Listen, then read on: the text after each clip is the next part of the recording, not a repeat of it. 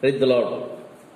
ప్రార్థన చేసుకుందాం. ప్రేమ కలిగిన మా ప్రియ పరలోక తండ్రి, కృపగలిగిన దేవా, పరిశుద్ధుడా, నీ పాదములకు స్తుతి స్తోత్రములు వందనాలు చెల్లిస్తున్నాం ప్రభా. ఉదయకాలము సంఘముగా నీ పాదం దగ్గర సజీవులంగా మరొకసారి నీ ఇంటికి రావటానికి మీరు ఇచ్చిన ఆయుష్ను బట్టి స్తోత్రములు ప్రభా. స్తోత్రములయ్యా.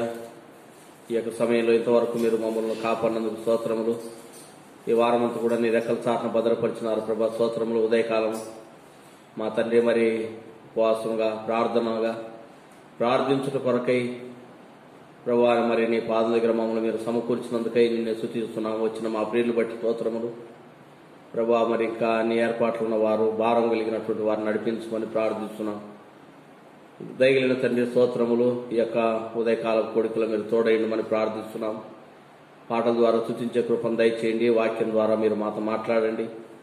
ఏ విధంగా మేము ప్రార్థించాలో మీరు మాకు నేర్పించమని దేవా నీ పాదం దగ్గర మొరపెడుతున్నాం తండ్రి. నమ్మదగిన దేవా స్తోత్రములు. ఈ సమయంలో ఈ కుడికంతట్లో మీరు తోడైండమని ప్రార్థిస్తున్నాం. ప్రారంభం నుంచి చివరి వరకు మీ అధికారానికి మేము లోబడుతున్నాం ప్రభా. మరి ఈ సమయంలో నివిడలో దేవా మరి ఆకాశం వైపు చేతులు చాపినప్పుడు ప్రభా మరి మీరు ఆలకించే దేవుడు, ప్రార్థన వినే దేవా స్తోత్రములయ్యా. మా తండ్రి మరి మాలో దేవా మరి ఎటువంటి అవిధేయతలు ఉంటున్నాయో రక్తం ద్వారా మరొకసారి కడిగి శుద్ధులు చేసి దేవాన్ని బిడలంగా నీ ఇంట్లో గడపటానికి కృప చూపించండి. వచ్చిన మా ప్రియులను బట్టి స్తోత్రములు. ఈ సమయం దేవా మీరే మాకు తోడైండండి. కరెంటును మైకును మౌతుల్ని స్వాధీనంలో ఉంచుకోనండి ప్రభా. లైవ్ కొరకు కూడా నీ కృపను కోరుకుంటున్నాం. సాయం చేయండి. బయట నుంచి ఎటువంటి ఆటంకాలు, శబ్దాలు, తొందరపాట్లు లేకుండా సహాయపడండి. శత్రువును, అంధకార శక్తులు యేసునామములో బంధించి పారదోలుతున్నాం ప్రభా. ఎటువంటి ఆటంకాలు ఈ కుడికి ఎదురు కాకుండా సహాయపడమని నిన్నే స్తుతిస్తూ కొని ఆడుతూ నిలబడి మీద ఆస్తుని ప్రభా నీ యొక్క నోటికి ఊరగా మీరు వాడుకోనండి. ఆత్మతో నింపుమని యేసుక్రీస్తు నామంలో స్తోత్రం చెల్లించి అడిగి వేడుకుంటున్నాం తండ్రి. ఆమేన్.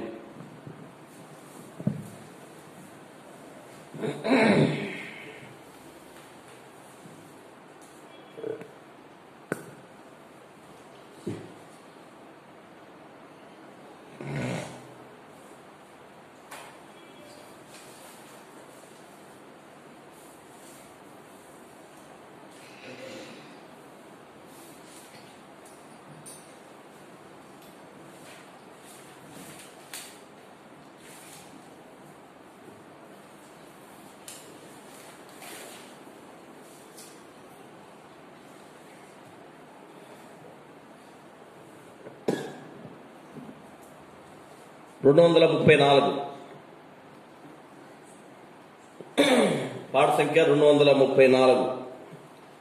పాత పాట బుక్లో 200.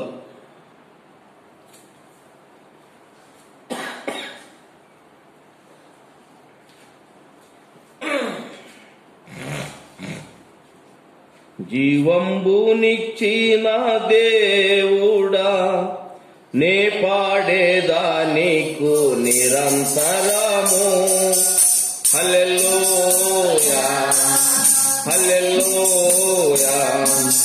పావానున్నా నీకు పలుమారు నేనింకేమి అంగా పాత్రుడాను. హల్లెలూయా హల్లెలూయా. వెలిగించినావు వెలిగించినావు గాలిని మాకై కలుగా చేసి వెలిగించినావు వెలిగించినావు గాలిని మాకై కలుగా చేసి అనుదినము మాకు ఆహారమిచ్చి ఊపిరి పోసి కాపాడితివి. అనుదినము మాకు ఆహారమిచ్చి ఊపిరి పోసి కాపాడితివి. ఎంతాలే కానీ మంచి పనులు హల్లెలూయా హల్లెలూయా అని పాడేదం. ఎంతాలే కానీ మంచి మంచి పనులు హల్లెలూయా హల్లెలూయా అని పాడేదన్ ఇతుడా నీకే స్తుతి గీతము ఇతుడా నీకే స్తుతి గీతము హల్లెలూయా హల్లెలూయా జీవంబునిచ్చిన దేవుడా నే పాడేదా నీకు నిరంతరము హల్లెలూయా హల్లెలూయా కరుణా కిరీట మీచేనాని గడి గడికి నాతో నడిచే నాని కరుణా కిరీట మీచేనాని గడి గడికి నాతో నడిచే నాని కోపించువాడు ఆడంతున్నా పాపములెల్లా పాటింపాడు కోపించువాడు పాపములెల్లా పాటింపాడు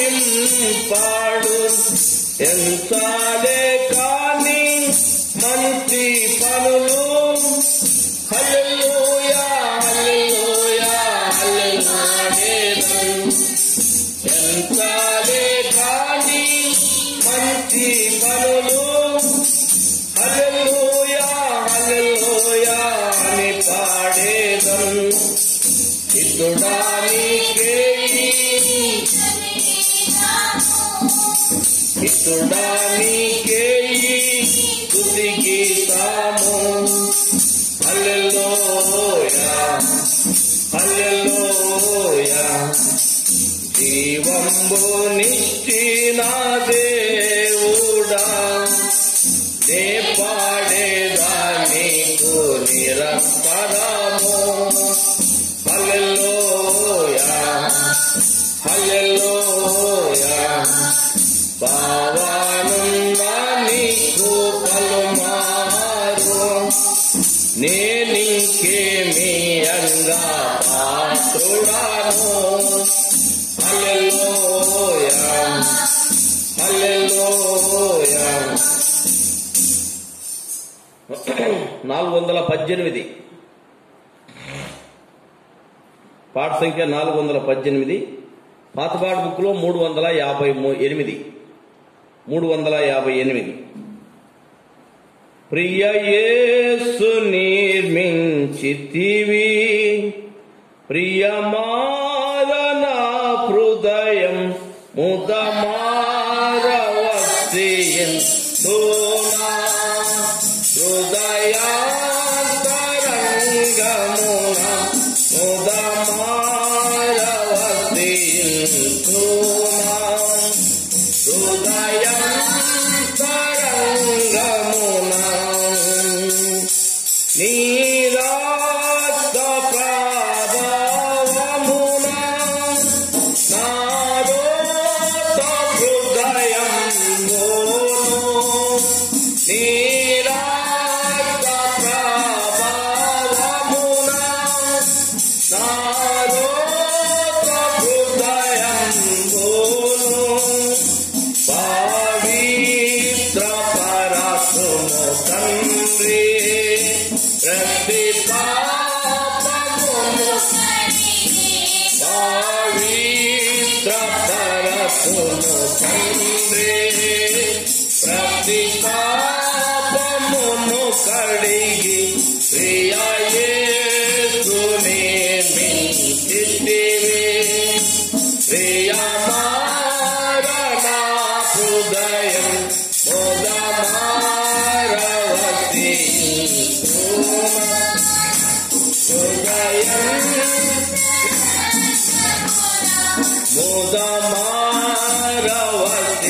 ముదమారవతింతునా హృదయంతరంగమున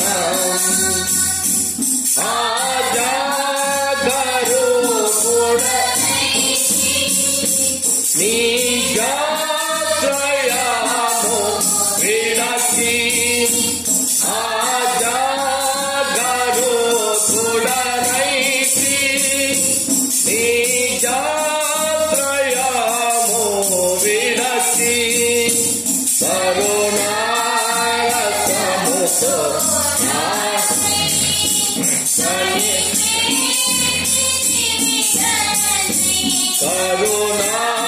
కరుణారసముతో నాకై కనిపెట్టితివి తండ్రి ప్రియ యేసునే మించితివి ప్రియమారా హృదయం ఉదమారవతియునా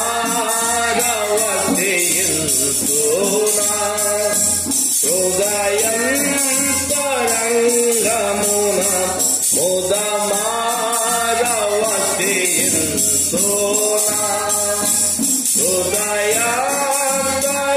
హృదయాంతరంగమున వికసించే విశ్వాసంబు వాక్యమును చదువగనే వికసించే విశ్వాసంబు వాక్యమును చదువగనే చేరేతి నీదు దారి ఓరి నడిపించుము చేరేతి నీదు దారి ఓరి ప్రియ యేసునే మించితివి ప్రియమారా హృదయం ఉదమారవతియునా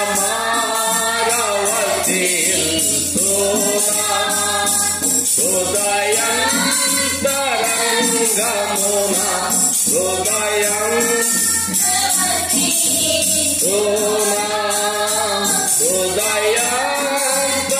హృదయాంతరంగమున ప్రతి చోట నీ సాక్షిగా ప్రభువానే ముందు నాకు ప్రతి చోట నీ సాక్షిగా ప్రభువానే ముందు నాకు ఆత్మాభిషేకము నిన్ను ఆత్మీయ రూపుండా ఆత్మాభిషేకము నిన్ను ఆత్మీయ రూపుండా ప్రియ యేసునే మించితివి ప్రియమారా హృదయం ఉదమారవతియునా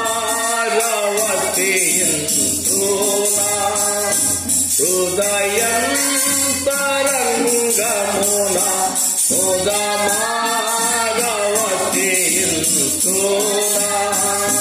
హృదయాంతరంగమున ప్రార్థన చేస్తున్నాం. మహిమ కలిగిన తండ్రి, కృపగలిగిన దేవా, స్తోత్రములయ్యా. పాటల ద్వారా ఇంతవరకు స్తుతించడానికి మీరు కృపనిచ్చినారు, స్తోత్రములు. మరొకసారి నీ పాదం దగ్గరికి వస్తా ఉన్నాం. మరి సంఘముగా మేమందరం ప్రార్థించుట కొరకై నీ దాసును మీరు నిలబెట్టుకొని దేవా, మరి మీరు మాతో మాట్లాడమని ప్రార్థిస్తున్నాం. మీ దాసును మీరుండండి, మీ నోటికి బొరగా మీ దాసును మీరు నిలబెట్టుకుని వాడుకోనండి ప్రభా. మా తండ్రి దేవా, మరి నీ మాటలు ఎంతో మేము వినటానికి కృప చూపించండి భయభక్తులతో దేవా. మరి మీ యొక్క మాటలకు విధేయత చూపించేసి మమ్మల్ని మేము సరి చేసుకుని ప్రార్థించడానికి సిద్ధపరచుమని యేసుక్రీస్తు నామములో స్తోత్రం చెల్లించి అడిగి వేడుకుంటున్నాం తండ్రి, ఆమేన్.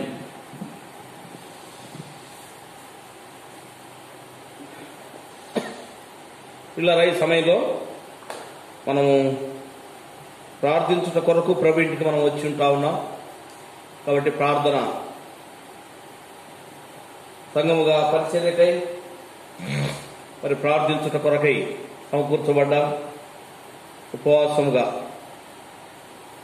మరి మన ప్రార్థన ప్రభు దగ్గరికి చేర్చబడుట కొరకై. ఏ విధంగా మనం ప్రార్థిస్తే మన ప్రార్థన దేవుడు వింటాడు. కాబట్టి మన హృదయాలు మనం శుద్ధులు చేసుకోవాలన్నమాట. దేవుని బిడ్డైనటువంటి వారిని కాబట్టి మనము సిద్ధపరచబడినటువంటి హృదయాల చేత ప్రభు దగ్గర ప్రార్థన చేయాలి. దేవుని వాక్యమును కొన్ని మాటలు మనము ధ్యానించుకుందాం. ఈ సమయంలో వాక్యానుసారంగా మనం ప్రార్థనలో గడుపుతాం. అపోస్తల కార్యములు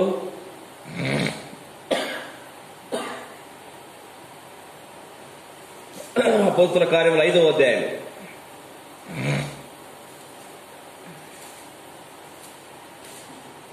మొదటి 6 వచనాలు కలిసి చదువుకుందాం. అపోస్తల కార్యములు 5వ అధ్యాయం మొదటి వచనం నుంచి 6వ వచనం వరకు కలిసి చదువుకుందాం. అననీయ అను ఒక మనుషుడు తన భార్య అయిన సప్ఫీరాతో ఏకమై పొలమమ్మెను. భార్య ఎరుకనే వాడు దాని వెలలో కొంత దాచుకొని కొంత తెచ్చి అపోస్తల పాదం మీద పెట్టెను. అప్పుడు పేతురు, అననీయ, నీ భూమి వెలలో కొంత దాచుకొని పరిశుద్ధాత్మను మోసపుచ్చుటకు సాతాను ఎందుకు నీ హృదయమును ప్రేరేపించెను? అది నీ యొద్దనున్నప్పుడు నీదే కదా. అమ్మిన పిమ్మట అది నీ వశమై ఉండలేదా? ఎందుకు ఈ సంగతి నీ హృదయంలో ఉద్దేశించుకున్నావు? నీవు మనుషులతో కాదు దేవునితోనే అబద్ధమాడితివని వానితో చెప్పెను. అననీయ ఈ మాటలు వినుచూనే పడి ప్రాణం విడువగా వినిన వారందరికీ మిగుల భయం కలిగెను. అప్పుడు పడుచువారు లేచి వానిని బట్టతో చుట్టి మోసుకొని పోయి పాతిపెట్టిరి. దేవుడి సమయంలో ఈ మాటల ద్వారా మనతో మాట్లాడును గాక. పిల్లలు చదువుకున్నటువంటి భాగము చాలాసార్లు విన్నటువంటి మాటలు ఇవి. మరి ఈ సమయంలో ప్రార్థించుట కొరకై ఇక్కడ దేవుడు మనకి ఒక అంశమును మనకు జ్ఞాపకం చేస్తున్నాడు. కాబట్టి మనము దేవుని యొక్క వాక్యమును శ్రద్ధగా విని వాక్యానుసారంగా మనము భయము కలిగి ఉండేసి ప్రభు దగ్గర ప్రార్థించాలి. ఇక్కడ అననీయ సప్ఫీరాయులు ఒక కుటుంబాన్ని ఇక్కడ మనం చూస్తా ఉన్నాం. యేసుక్రీస్తు ప్రభువారు పరలోకానికి వెళ్ళిన తరువాత సంఘము లేక విశ్వాసులు, దేవుడు ఏర్పరచుకున్నటువంటి శిష్యులు స్వార్థను ప్రకటిస్తున్నారు. అప్పుడు సంఘము కట్టబడతా ఉంది.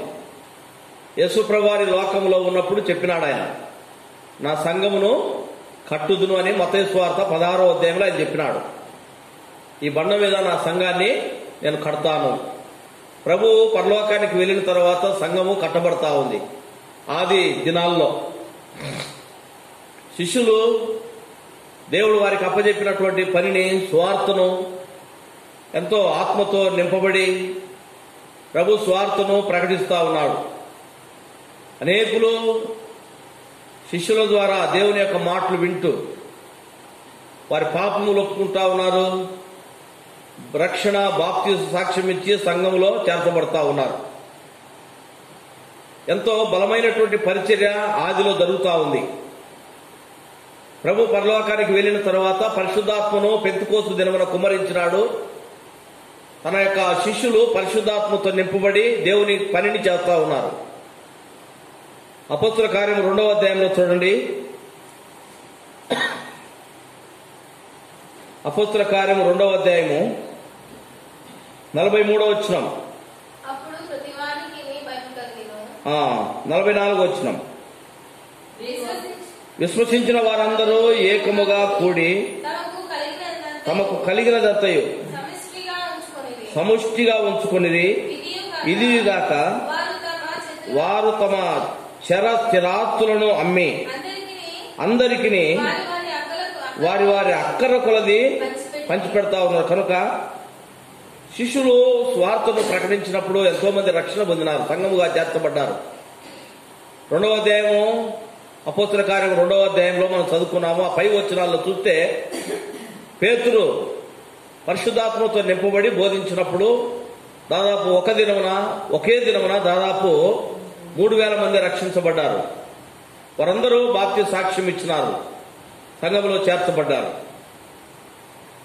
అనగా ఇక్కడ సంఘము అనగా దేవుని యొక్క శరీరము, దేవుని యొక్క రక్తముతో మరి కడగబడినటువంటి ప్రజలు ఆ సంఘముగా చేర్చబడతా ఉన్నారు, దేవుని యొక్క శరీరము. కాబట్టి ఈ చేర్చబడినటువంటి వారందరూ కూడా మరి ఎట్లా ఉన్నారంట? ఏక మనస్సు కలిగిన వారై ఉన్నారు, ఐక్యతతో ఉన్నారు. సంఘములో ఎట్టిందంట? ఆ దినాల్లో ఐక్యత ఉంది. ఎవరి యొక్క దారిన వాళ్ళు పోవటం లేదు, కానీ అందరూ ఎట్లా ఉన్నారంటే ఐక్యతగా ఉంటా ఉన్నారు అన్నమాట. విశ్వసించిన వారందరూ 44 వచనం, విశ్వసించిన వారందరూ ఏకముగా కూడి తమకు కలిగినదంతయు సమిష్టిగా ఉంచుకుంటా ఉన్నారు. ఎట్లున్నారంట? వాళ్ళకి ఏదైతే కలిగిందో దాపరికం లేకుండా అంత కలిపి ఉంచుకుంటా ఉన్నారంట. చాలా ఐక్యతగా ఉంటుందన్నమాట. సంఘము అభివృద్ధి అవుతా ఉంది. శిష్యులు ఆత్మతో నింపబడి సువార్తను ప్రకటిస్తూ ఉన్నారు. బలమైనటువంటి పరిచర్య జరుగుతూ ఉంది. ఆ బలమైనటువంటి పరిచర్య సంఘములో జరుగుతున్నప్పుడు అటువంటి ఆ యొక్క పరిచర్య జరుగుతున్నటువంటి ఆ మొదటి దినాల్లో ఈ సాతాను వాడు ఏం చేసినాడంటే పరిచర్యకు సంఘములో ఆటంకపరచడానికి ప్రయత్నం చేస్తూ వచ్చినాడు అనమాట.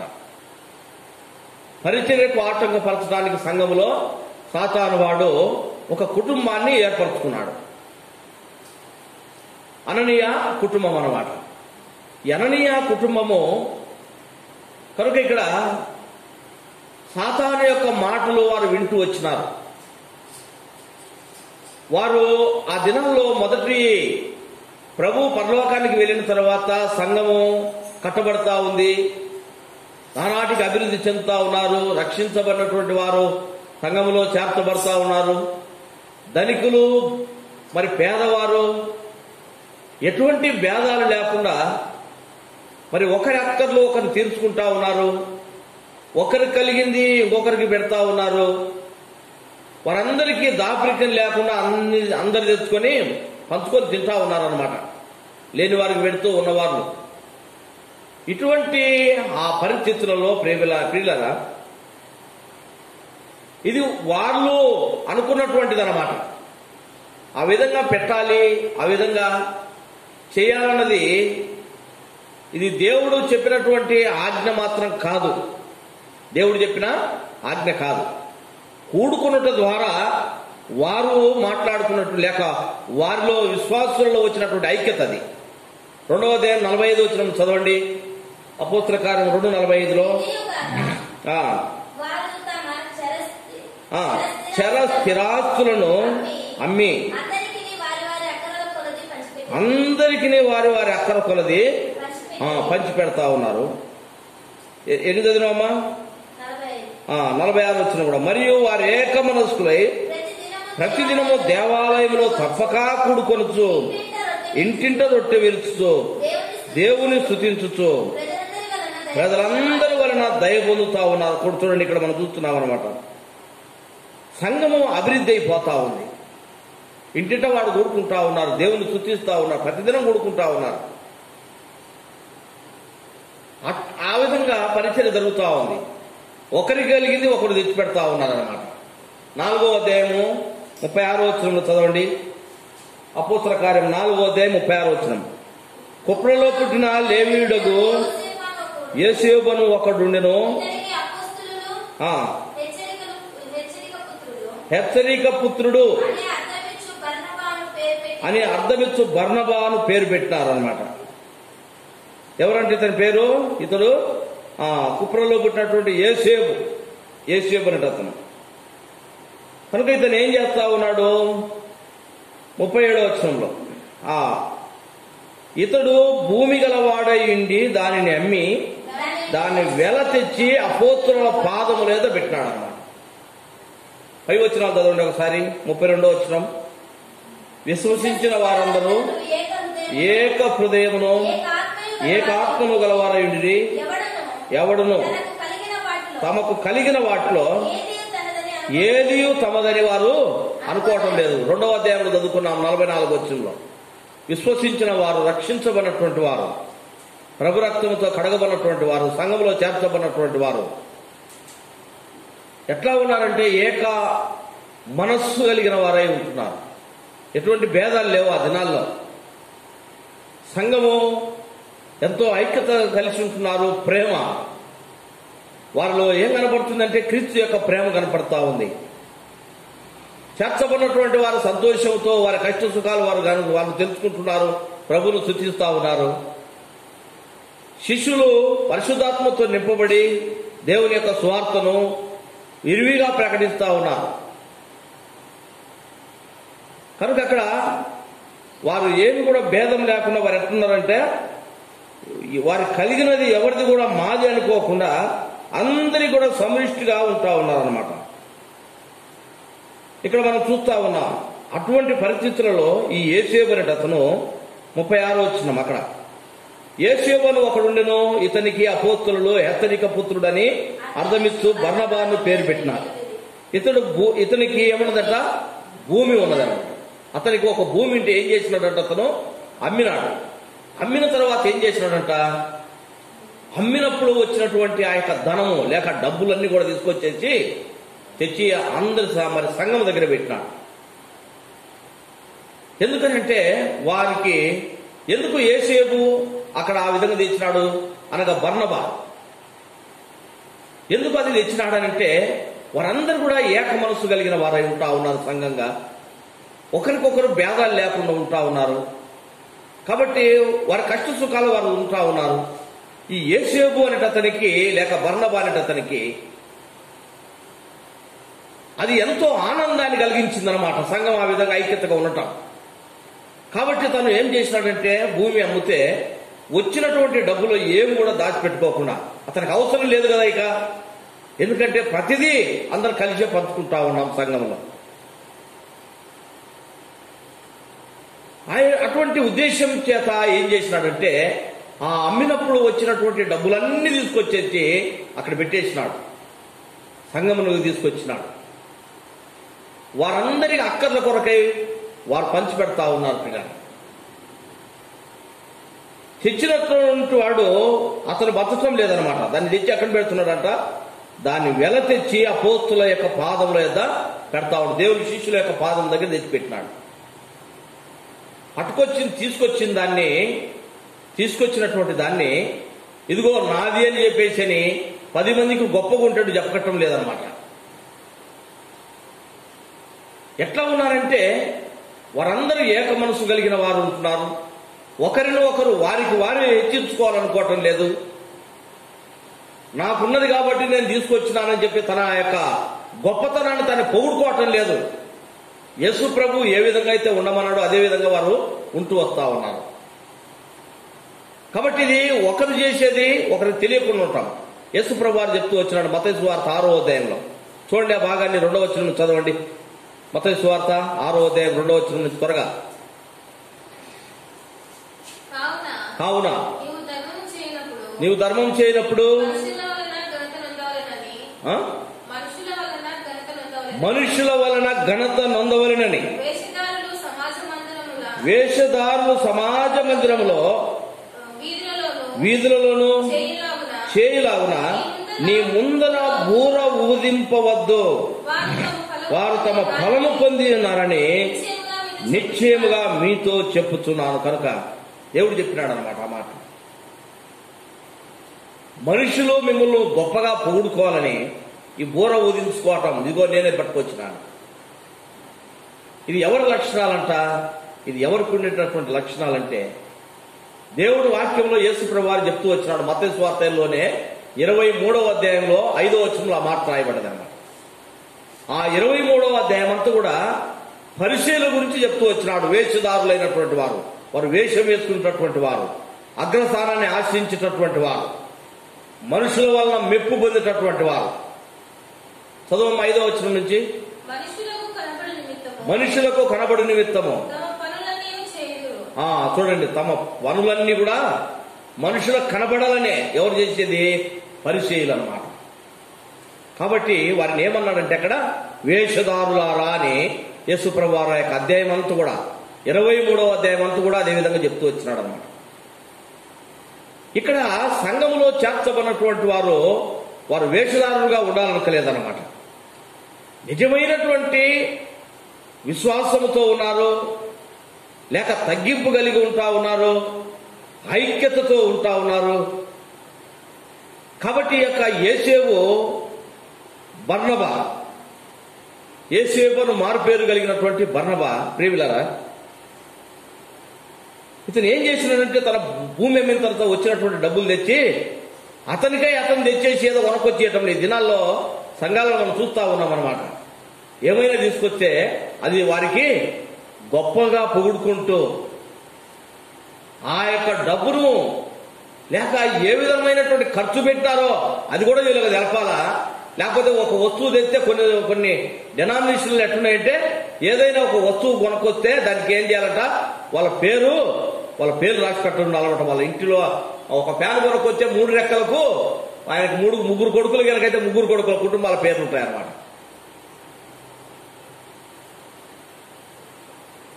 కనుక ఈ యొక్క వేషధారణ అన్నమాట.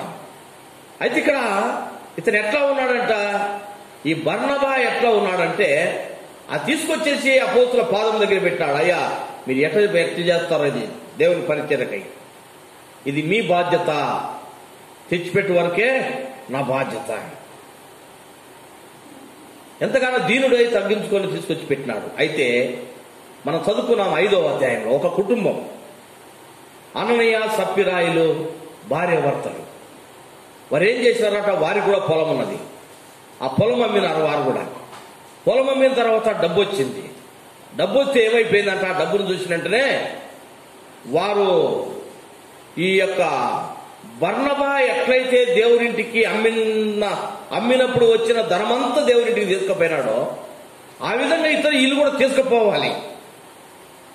తీసుకుపోవటానికి వీరికి మంచి మనసు రాలేదన్నమాట. ఎప్పుడైతే డబ్బులు చూసినారో ఇప్పుడు వారు తీసుకుపోవాలి కదా. కాబట్టి ఆ డబ్బులు చూసిన వెంటనే ఇదంతా తీసుకుపోయి వారికి ఇచ్చేయటం ఎట్లా, దురాలోచన వారిలో వచ్చేసింది. ప్రియమైన వారలారా, ఇక్కడ వారికి కలిగినదంతా దేవునింటికి తీసుకురమ్మని దేవుని వాక్యంలో చెప్పలేదు. కానీ ఇది కేవలము ఆది సంఘములో వారు నిర్ణయించుకున్నటువంటి విధానమే, ఐక్యత కొరకై. ఈ ఐక్యతతో వారు జీవిస్తున్నప్పుడు శత్రువు వారిలో ఉన్నటువంటి ఐక్యతను చెడగొట్టడానికి సాతాను వాడు ప్లాన్ చేస్తా ఉన్నాడు అన్నమాట. ఇటువంటి ఐక్యతను చెడగొట్టు కొరకు ఏం చేసినాడంటే ఈ యొక్క కుటుంబంలో అననీయ సప్పిరాయిల వారి యొక్క హృదయంలోకి ఈ సాతాను వాడు ప్రవేశించినాడు. ఎట్లా ఈ యొక్క సాతాను వాడు వారి హృదయాలలోకి ప్రవేశించగలిగినాడు, వీరిలో ఉన్నటువంటి దురాశ ఎప్పుడైతే ఆ డబ్బును వారు చూసినారో వీరికి ఏమైందంట, ఆశ పెరిగిపోయింది. ఇదంతా తీసుకుపోయి ఆడబెట్టం ఎందుకు, కొంత మనం దాచిపెట్టుకుంటే బాగుంటుంది కదా. ఎంత మీద సంగతి అపోస్తులకు తెలియదు, మన సంఘంలో ఉన్న వారికి ఎవరికి తెలియదు. దీంట్లో కొంత దాచుకొని కొంత తీసుకుపోయేసి అయ్యా ఇది ఇంతకే పోయినది మా యొక్క పొలము, మేము మా పొలాన్ని ఇంతకే అమ్మినాము, ఇదిగో వచ్చినటువంటి డబ్బు తెచ్చి పెడుతున్నాము. ఎవరు చూడలేదు కదా, ఇంతకే అమ్మినామని చెప్పేస్తే సరిపోద్ది కదా. వారు అబద్ధం ఆడాలని నిర్ణయించుకున్నారు ఇద్దరు కూడా, భార్య భర్తలు కూడి. ప్రియమైన వాళ్ళ అదేవిధంగా వారు ప్లాన్ వేసుకున్నారు. తన భర్త ఏం చేసినాడంటే భార్యకు చెప్పేసినాడు, నేను ముందు వెళ్తా ఉన్నాను, ఇంతకే అని నేను చెప్తాను, నువ్వు తర్వాత వస్తావు కదా. ఒకవేళ నిన్ను అడిగినా కూడా ఎవరైనా నిన్ను అడిగితే ఇదిగో ఇంతకే అమ్మినామని నువ్వు కూడా చెప్పు. వారిద్దరూ ఆ విధంగా కూడుకొని మాట్లాడుకొని వచ్చేసి అననీయ వచ్చినాడు అన్నమాట. ఆ ధనం తీసుకొని అపోస్తుల పాదం దగ్గర పెట్టినాడు, బర్నబా పెట్టినట్టే. వెంటనే పేతురు అంటా ఉన్నాడు పరిశుద్ధాత్మతో నింపబడి, అననీయ నీ భూమిని ఇంతకే అమ్మినావా? ఏమంటున్నాడు అంట అననీయ, అవును ఇంతకే అమ్మినాను, ఇదిగో ఇంతకే అమ్మినాను నేను నా భూమిని అని అంటే, వెంటనే పేతురు ఏమంటున్నాడు అక్కడ చదవండి 2వ వచనం.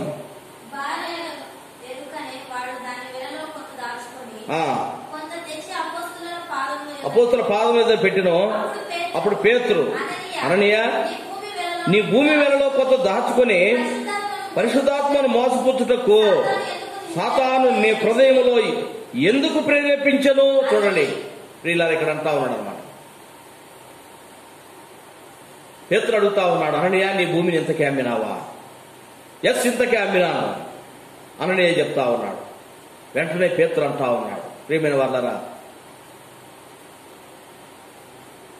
ఏమంటా ఉన్నాడంట పేతురు అక్కడ, నీ భూమి వెలలో కొంత దాచుకుని పరిశుద్ధాత్మను మోసపుచ్చుటకో సాతాను వాడు మీలో ఎందుకు ప్రేరేపించినాడు? ఎందుకు ప్రేరేపించినాడు? విశ్వాసుల యొక్క హృదయాల్లో సాతాను వాడు ఎందుకు ప్రవేశిస్తా ఉన్నాడు? ఎందుకు ప్రేరేపిస్తా ఉన్నాడు? ఎట్లా ప్రవేశిస్తా ఉన్నాడు? ఎట్లా ప్రేరేపిస్తా ఉన్నాడు? పరిశుద్ధాత్మ దేవుడు ఇక్కడ అననీయతో అంటా ఉన్నాడు అనమాట.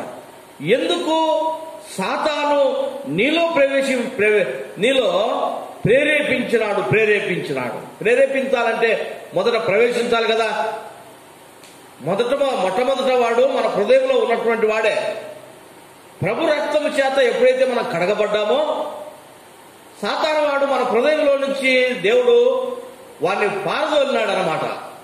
అయితే మరలా వాడు మన హృదయంలోకి రావాలంటే మనం వాడిని ఆహ్వానిస్తేనే వాడు వస్తాడు. ఆ సాతాను వాడు మన బయట నిలబడి ఉంటాడు అనమాట. ఎప్పుడెప్పుడు నన్ను పిలుస్తాడా, కాబట్టి నేను హృదయంలోకి రావాలా అని. పేతురు అంటా ఉన్నాడు, పరిశుద్ధాత్మతో నింపబడి ఎందుకు సాతాను వాడు నీలో ప్రేరేపించినాడు? ఎందుకు ప్రేరేపించినాడంట? ఆ డబ్బును చూసిన వెంటనే ఇతనికి ఏమొచ్చిందంట? ఆశ వచ్చేసింది. ఆ ఆశ ఇతని సాతాను వాడు ఏం చేస్తా ఉన్నాడంటే, ఎందుకు తీసుకుపోతావు, నేనున్నా కదా నీకు సలహా చెప్పడానికి. అది ఏ విధంగా నీకు దగ్గర నుంచి సగం కొట్టేయాలో చెప్పగలిగిన నేనుంటా కదా. అబద్ధం ఆడేటట్టుగా సాతాను వాడు చేస్తూ వచ్చినాడు. ప్రియులారా, పరిశుద్ధాత్మతో నింపబడి పేతురు అంటా ఉన్నాడు, ఎందుకు సాతాను వాడు నీలో ఆ ప్రేరేపణ తీసుకొచ్చినాడు? ఒక నిర్ణయం చేసుకున్న తర్వాత ఆ నిర్ణయానికి ఎందుకు నువ్వు కట్టుబడి ఉండలేకపోతా ఉన్నావు? పరిచర్య ఇంత బాగా జరుగుతున్నటువంటి ఈ పరిచర్యకు ఆటంకపరచడానికి సాతాను వాటి మాటలు నువ్వు ఎట్లా వింటూ వచ్చినావు? ఈ ఉన్నటువంటి ఈ ఐక్యతను చెడగొట్టడానికి వాడు ప్రయత్నం చేస్తా ఉంటే వాడిని కనిపెట్టలేకపోయినావు కదా. ప్రియమైన వారులారా, ఈ దినాల్లో సంఘాల్లో సాతాను వాడు తెస్తున్నటువంటి ఆటంకాలు లేక ఈ పరిస్థితులు మనం చూస్తా ఉన్నాం. సంఘాలలో ఐక్యత లేకపోవటానికి, లేక పరిచర్యకు ఆటంకం కలిగించడానికి సాతాను వాడు ప్రయత్నిస్తున్నటువంటి లేక ప్రేరేపిస్తూ కొంతమంది మనుషులు వాడుకుంటూ పరిచర్యకు ఆటంకం కలిగిస్తా ఉన్నాడు. తద్వారా ఎంత నష్టం. దేవుని పనికి ఆటంకం కలుగుతా ఉంది. ఎవరి ద్వారా ఆటంకం కలుగుతా ఉందో వారు దేవుని యొక్క శిక్షకు పాత్రులైపోతా ఉన్నారు. జాగ్రత్తగా మనం జ్ఞాపకం చేసుకోవాలి. సాతాను వాడు ప్రేరేపించినప్పుడు వీరిలో ఎంత మాత్రము దేవుని భయం లేకుండా ఉంటా ఉన్నారు. అబద్ధం ఆడటానికి తీర్మానం చేసుకున్నారు ఇద్దరు కూడా, భార్య భర్తలు. ప్రియమైన వారులారా, ఈ అబద్ధము ఇది సాతాను వాని యొక్క ప్రేరేపణ. ఏమైపోయినాడంట వెంటనే చూడండి, బాగా చదవండి. 3వ వచనంలో అంటా ఉన్నాడు, 4వ వచనంలో, అది నీ యొద్దనున్నప్పుడు నీదే కదా, అమ్మిన పిమ్మట అది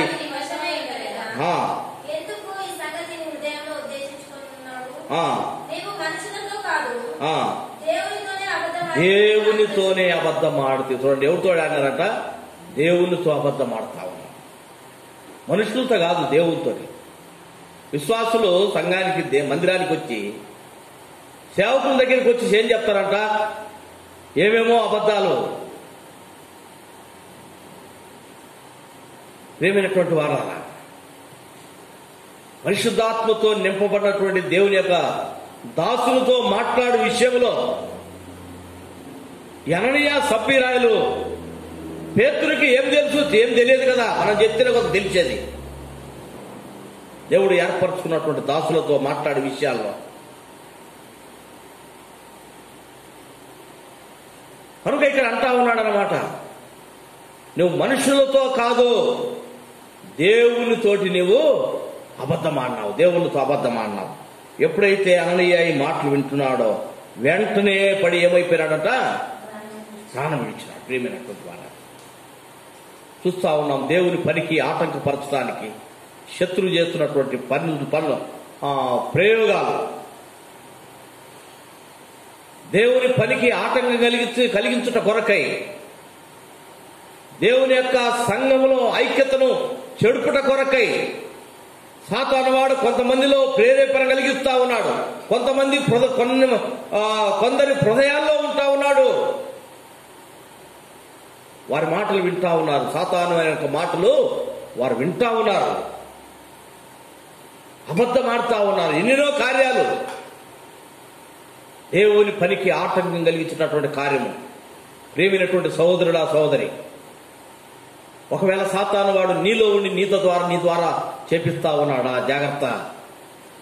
అన్నయ్య ఏమైపోయినాడంట, ఆ యొక్క సాతాను వారి మాట వినటాన్ని బట్టి వెంటనే పడి ప్రాణం విడిచినాడు. అంటే ప్రాణం విడిచినాడని అంటే అననీయ ప్రాణం విడిచినాడు, ఇప్పుడు నేను ప్రాణం విడటం లేదు కాబట్టి నేను అబద్ధం అన్నట్టు కాదు కదా అని ఒకవేళ నువ్వు అనుకుంటావేమో. దేవుని పనికి నువ్వు ఎక్కడ ఆటంకం కలిగిస్తా ఉన్నావో దేవునితో మాట్లాడుతా ఉన్నాడు. దేవుని పరిచర్యకై సహకరించాలి, దేవుని పనికి ఆటంకం కలిగించకూడదు. అననీయ చచ్చిపోయినాడు, ఎవరు చచ్చిపోలేదు కదా. ఒకటే గుర్తులు చూపిస్తాడు దేవుడు, అన్ని గుర్తులు చూపెట్టంలే బైబిల్లో. ఒక్కొక్క దానికి ఒక్కొక్క గుర్తే చెప్పినాడు. ఇది మనకు గుణపాఠంగా మనము భయం కలిగి ఉండటం కొరకే. దేవుని బిడ్డలైనటువంటి వారు, దేవుడు నీ పట్ల కృప చూపుతా ఉన్నాడు. అననీయ కంటే ఎన్నిసార్లు పరిశుద్ధాత్మను మోసపరుస్తా ఉన్నావో. నువ్వు ప్రభు దగ్గర తగ్గించుకోవాలి. ప్రియమైనటువంటి వాళ్ళ, దేవుడు ధర్మశాస్త్రాన్ని ఇచ్చినప్పుడు ఒకటే గుర్తు చూపించినాడు. సంఖ్యాకాండం 15వ అధ్యాయంలో చదవండి. సంఖ్యాకాండం 15వ అధ్యాయంలో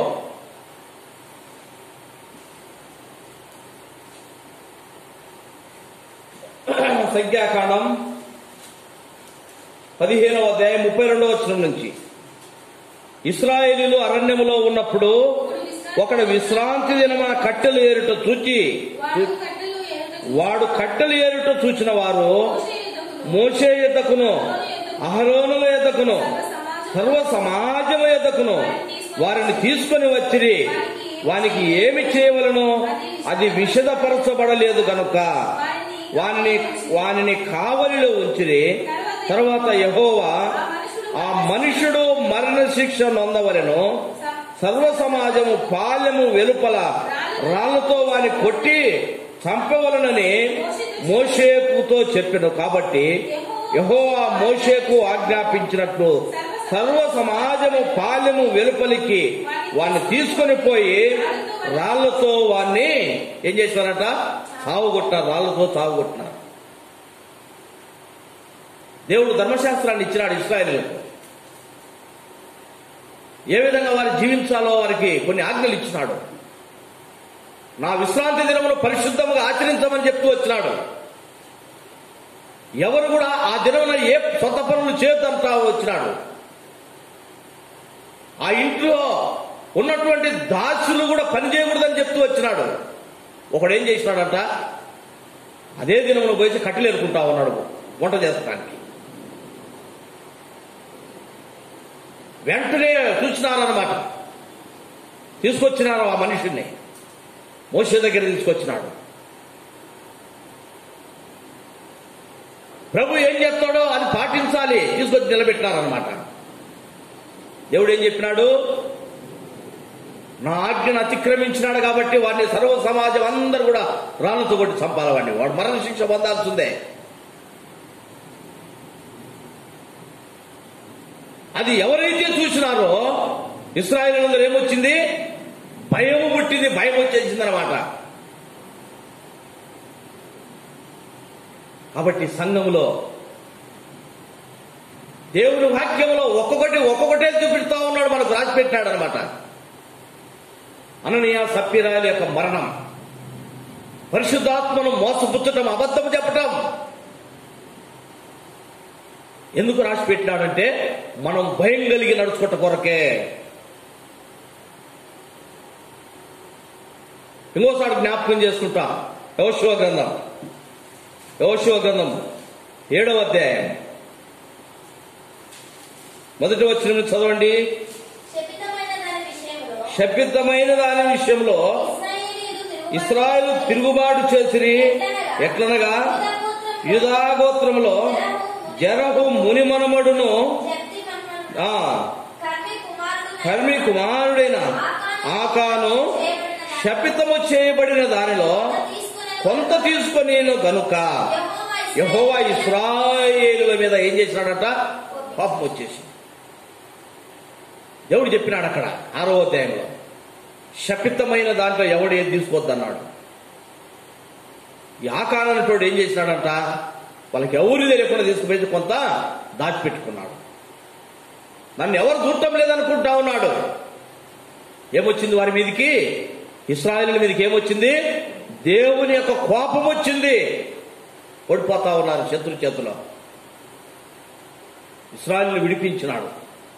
కానాను ప్రయాణంలో ఉన్నారు. కానాను మీద జయం పొందటానికి పోతా ఉన్నారు. కానాన్లో ఉన్నటువంటి మనుషుల మీద వారు జయం పొంది దాన్ని స్వాధీనపరచుకోవాలి. ఏమైపోయినారు? అప్పుడు ఓడిపోతా ఉన్నారు. మోషే పోయి అడుగుతా ఉన్నాడు, అయ్యా ఏందయ్యా? యెహోషువ పోయి అడుగుతున్నాడు, క్షమించండి, యెహోషువ పోయి అక్కడ అడుగుతా ఉన్నాడు, ఏంటిది ప్రభువా, ఏంటిదంటే చెప్తా ఉన్నాడు. దేవుడు ఏం చెప్పినాడంట? ఇదిగో కొంత తీసుకుపోయి వాళ్ళు దొంగిలించినారు, దాచిపెట్టుకున్నారు, శపితమైంది. ఏం చేయాలి ఇప్పుడు? ఆ మనిషిని ఏం చేసినారు?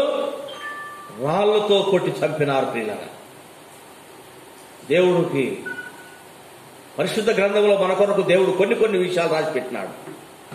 ఆది సంఘములో ఉన్నటువంటి విషయము, అననీయ సప్పీరాలు దేవుని యొక్క మాటను అతిక్రమించడం ద్వారా వారు ప్రాణం విడవటం. అబద్ధమైన వాళ్ళు అందరూ చచ్చిపోతలేరు కదా అని ఒకవేళ అనుకుంటామేమో. ఇది దేవుని యొక్క చిత్తం. మనం భయం కలిగి ఉన్నట కొరకే, లేక మనము దేవుని దగ్గరికి వెళుతున్నప్పుడు ఏ విధంగా మనం ఉండాలి? దేవుని దాసులతో మాట్లాడుతున్నప్పుడు అబద్ధం చెప్తూ మాట్లాడటం. ప్రియమైన వాళ్ళారా, పరిశుద్ధాత్మను మోసపరచటం సాతాను వారి యొక్క ప్రేరేపణ కలిగి ఉంటా ఉన్నావా? జ్ఞాపకం చేసుకుందాం. 110వ కీర్తన 110వ కీర్తన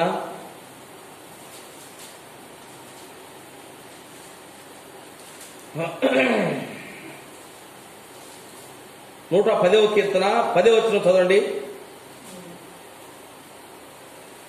త్వరగా. క్షమించండి, 111వ కీర్తన. యెహోవా యందలి భయము జ్ఞానమునకు మూలము, ఆయన శాసనములను అనుసరించు వారందరూ మంచి వివేకము కలిగిన వారు. చూడండి, యెహోవా యందలి భయము ఏంటిదట? జ్ఞానమునకు మూలమైనది. యెహోవా యందు భయం కలిగి ఉండటం జ్ఞానమునకు మూలమైనది. ఆయన శాస్త్రమును అనుసరించు వారందరూ ఎవరు? లేక ఆయన యొక్క ఆజ్ఞకు లోబడినటువంటి వారు, మంచి వివేకము కలిగినటువంటి వారు, దీనత్వం కలిగినటువంటి వారు, దీనులుగా జీవించినటువంటి వారు. ఆయన దీనులను లక్ష్య పెట్టే దేవుడై ఉంటా ఉన్నాడు. కాబట్టి ఈ వివేకం కలిగి ఉండాలి. దేవునికి భయపడాలి. దేవుని ప్రజలతో మాట్లాడుతున్నప్పుడు భయం ఉండాలి. ఆ భయం విడిచేసి నేను ఏం చెప్పినా అదే కదా, చాలాగా నిజంగా నమ్మించేటట్టుగానే అబద్ధం చెప్పేటటువంటి విశ్వాసులు ప్రియమైన వాళ్ళారా. కాబట్టి దేవునితో మాట్లాడటం, దేవుని దాసులతో మాట్లాడటం సంఘంలో, లేక ఇటువంటి ఆటంకం కలిగించటం దేవుని పరిచర్యకు సాతాను వాడు తెచ్చినటువంటి ఆలోచనలు, ప్రేరేపణలు. ఒకవేళ నీలో ఉండి ఆ పని చేస్తా ఉన్నాడా? సాతాను వారిని నువ్వు గుర్తెరగక వారి మాటలు వింటూ నీ ద్వారా సంఘం పరిచర్యకు ఆటంకం కలుగుతా ఉందా? అన్ని సంఘాల్లో జరుగుతున్నటువంటి ఆటంకాలు ఎందుకు? ఇటువంటి పరిస్థితులు సాతాను అనే ప్రేరేపణ. నీలో ఉన్నాడా సాతాను వాడు? అననీయ సప్పిరాలు ఏమైపోయినారో నువ్వు జ్ఞాపకం చేసుకోవాలి. దేవుని యందు భయము కలిగి ఉండాలి. 34వ కీర్తనలో ఒక మాట అంటాడు దావీదు, జ్ఞాపకం చేసుకుని ప్రార్థనలు ఏకీభవిస్తాం. 34వ కీర్తన 12వ వచనం నుంచి 11 పిల్లలారా 11వ వచనం నుంచి, పిల్లలారా మీరు వచ్చి నా మాట వినుడి, యెహోవా యందు భయభక్తులు మీకు నేర్పెదను. బ్రతుకుగోడు వాడెవడైనా ఉన్నాడా? మేలు నందుచు అనేక దినములు బ్రతుకుగోడు వాడెవడైనా ఉన్నాడా? చెడ్డ మాటలు పలుకోకుండా నీ నాలుకను, కపటమైన మాటలు పలుకోకుండా నీ పెదవులను కాచుకొనుము. కీడు చేయటం మాని మేలు చేయుము. సమాధానమును వెదకి దానిని వెంటాడం. ఎట్లా చేస్తా ఉన్నాం? పరిచర్యకు ఆటంకం కలిగిస్తా ఉన్నావా? దేవుని యొక్క సంఘము, దేవుని శరీరము ప్రియమైనటువంటి వాడ, ఆ సంఘములో, ఆది సంఘములో ఎట్లా ఉన్నారు? ఎంతో ఐక్యతతో ఉన్నారు. వారికి కలిగినంత తీసుకొస్తా ఉన్నారు, లేని వారికి పెడతా ఉన్నారు. అయ్యో ఇది చాలా బాగుందే, ఈ ఐక్యత చాలా బాగుంది అని బర్నబా ఏం చేసినాడంటే పొలం అమ్మితే వచ్చిన డబ్బులను తెచ్చిపెట్టినాడు. ఆ బర్నబా కూడా సాతాను వాడు ప్రేరేపణ తెచ్చి ఉంటాడు. ఎంత మాత్రము బర్నబా ఆ యొక్క సాతాను వారి యొక్క మాటను వినలేదు. ఎవరు విన్నారంట? ఎప్పుడైతే ఈ యొక్క యోసేపు బర్నబా ఈ సాతాను వారి యొక్క మాట వినలేదో, ఏమనుకుంటున్నాడు సాతాను వాడు? ఇదిగో నువ్వు నా మాట వినిటోడు కాదులే, నా మాట వినగలిగినోడు నాకున్నారు, వాళ్ళని ఎన్నుకుంటలే, నువ్వు వెళ్ళిపో అని వదిలేసినాడు అనమాట. ఎప్పుడైతే వాడి మాట ఈ యోసేపు బర్నబా వినలేదో, సాతాను వాడు నువ్వు ఎప్పుడు నా మాట వినవులే, నేను వదిలేస్తున్నా, నా మాట వినటం వాడు ఉన్నారు వెనక ఒక కుటుంబం. ఎవరా కుటుంబము? అననీయ కుటుంబం. నేను ఎట్ట చెప్తే అట్ట చేస్తాడు వాడు. ప్రియమైనటువంటి వాళ్ళారా, సాతాను మాట వినకుండా బర్నబా యోసేపు ఎట్లా ఉన్నాడో ఆ విధంగా మనం ఉండాలి. సాతాను మాట వినుటను బట్టి ఏమైపోయినారు? వారు ప్రాణం విడిచినారు. తద్వారా ఏమైపోయిందంట మనుషులందరికీ కూడా, ఆ అననీయ సప్పిరాలు చనిపోయిన వెంటనే సంఘములో ఉన్న వారందరికీ ఏమైపోయిందంట? భయము పుట్టింది. భయం లేదు ఈ దినాల్లో, విశ్వాసుల్లో భయం లేదు. కారణం ఎందుకు భయం లేదంట? ఎవడు దాటం లేదు కదా ఆ విధంగా సంఘాల్లో. దేవుడు సంపాలనుకుంటే ప్రియమైనటువంటి వాళ్ళ మనం ఎవరు కూడా ఉండలేము. దేవుడు గుర్తులు చూపించినాడు. ధర్మశాస్త్రాన్ని ధిక్కరించినటువంటి వానికి ఒక మనిషిని గుర్తు చూపించినాడు. కట్టెలేరుకుంటున్నటువంటి వాడిని, శపించిన దానిని తీసుకున్నటువంటి ఆ కారణం మనకు గుర్తు చూపించినాడు. కారణమేంది? మనం భయం కలిగి ఉండటానికి. వింటూ కూడా భయం విడిచిపెడుతున్నావా?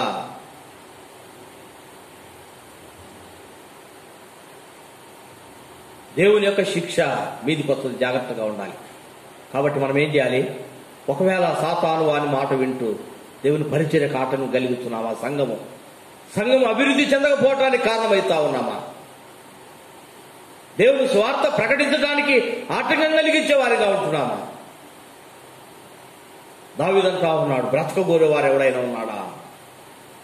చెడ్డ మాటలు పలకొద్దు, అబద్ధం ఆడొద్దు, దేవుని యందు భయభక్తులు కలిగి ఉండు. ఎక్కడ ఒకవేళ మనము తప్పిపోతూ ఉన్నామా? అబద్ధం ఆడుతున్నామా? దేవునితో అబద్ధం ఆడుతున్నామా?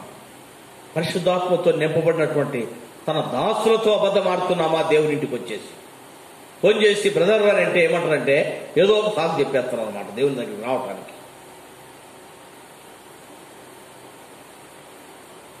నువ్వు పరీక్ష చేసుకో, క్షమాపణ అడుగు ప్రభు దగ్గర. సంఘ పరిచర్యకై ఎక్కడ ఆటంకం కలిగించినావో క్షమాపణ అడిగేసి అప్పుడు ఏది మనకు అవసరమో ప్రభు దగ్గర అడుగుదాం. దేవుడు మనకు సాయం చేస్తాడు. కొద్ది సమయం మన ప్రార్థనలు గడుపుతాం. మొట్టమొదట మనం క్షమాపణ, తర్వాత రేపటి దినం పరిచర్య కొరకు అన్నిటి కొరకు కూడా మనము ప్రభు దగ్గర ప్రార్థన చేస్తాం. దేవుడు కొన్ని మాటలు దీవించునుగాక.